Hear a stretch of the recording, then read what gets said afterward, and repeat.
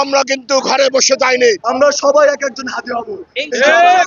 হাদিকে হত্যা করে বাংলাদেশকে থামানো যাবে না। স্বরাষ্ট্র উপদেষ্টা ও আইন উপদেষ্টার পদত্যাগ, বাংলাদেশকে আধিপত্যবাদের নিয়ন্ত্রণে নেওয়া যাবে না।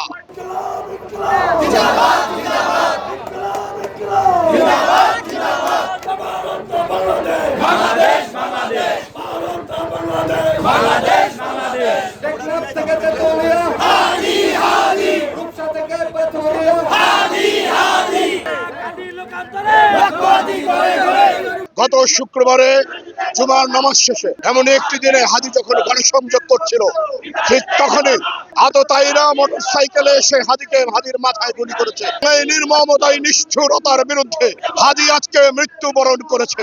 আজকে হাদি নয়, একা নয়, হাদির মতো লক্ষ হাদি সারা বাংলাদেশে রয়েছে।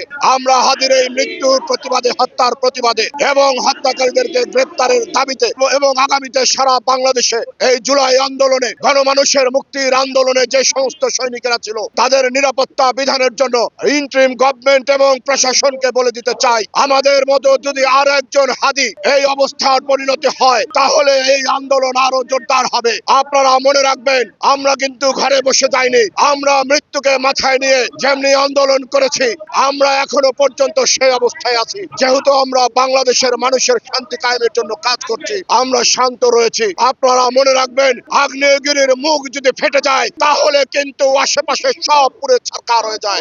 ঠিক তেমনি করে বাংলাদেশে আর একজন মানুষকে, সাধারণ নাগরিককে যদি এমনি করে হত্যার শিকার হতে হয় তাহলে আমরা আরো দুর্বার প্রতিবাদ করে তুলবো।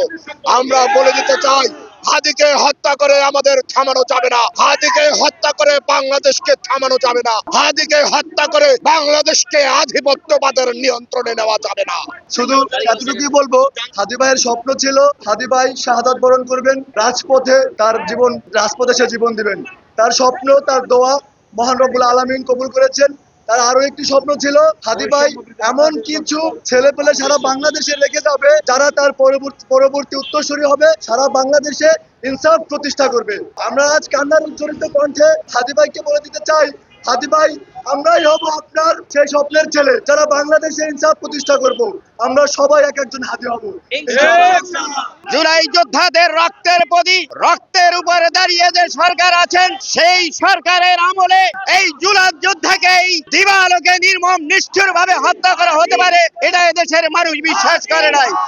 আমরা অচিরেই হাদির খুনিদেরকে ধরে এনে ভারত হোক আর যেখানে হোক সেখান থেকে ধরে এসে দৃষ্টান্তমূলক শাস্তির ব্যবস্থা দেখতে চাই। স্বরাষ্ট্রমন্ত্রী যদি তাদের দায়িত্ব পালনে ব্যর্থ হয় তবে তার দায়িত্ব থেকে সরে গিয়ে হলেও হাদির এই বাংলাদেশের বুকে দৃষ্টান্তমূলক শাস্তির ব্যবস্থা আমরা দেখতে চাই। তাকে আওয়ামী সন্ত্রাসীরা আক্রমণ করে যে শহীদ করেছেন, আমরা সর্বস্তরের জনগণ এবং জাতীয় নাগরিক পার্টি মাদারীপুর জেলা থেকে এই ঘোষণা দিতে চাই। প্রথমত স্বরাষ্ট্র উপদেষ্টার পদত্যাগ, স্বরাষ্ট্র উপদেষ্টা ও আইন উপদেষ্টার পদত্যাগ এবং হাদি ভাইয়ের এই হত্যার সাথে যারা জড়িত তাদেরকে অতি দ্রুত আইনের আওতায় এনে ফাঁসির রায় ঘোষণা করা হবে, এটাই আমাদের সকলের দাবি। যদি এটা না হয় আমরা ইনশাআল্লাহ আগামীতে ছাত্র জনতা এবং জাতীয় নাগরিক পার্টি মাঠে ছিলাম 24-71 আবার থাকবো ইনশাআল্লাহ। আমাদের স্বরাষ্ট্র উপদেষ্টা এবং আইন উপদেষ্টার পদত্যাগ, আমরা এদের পদত্যাগ দেখতে চাই।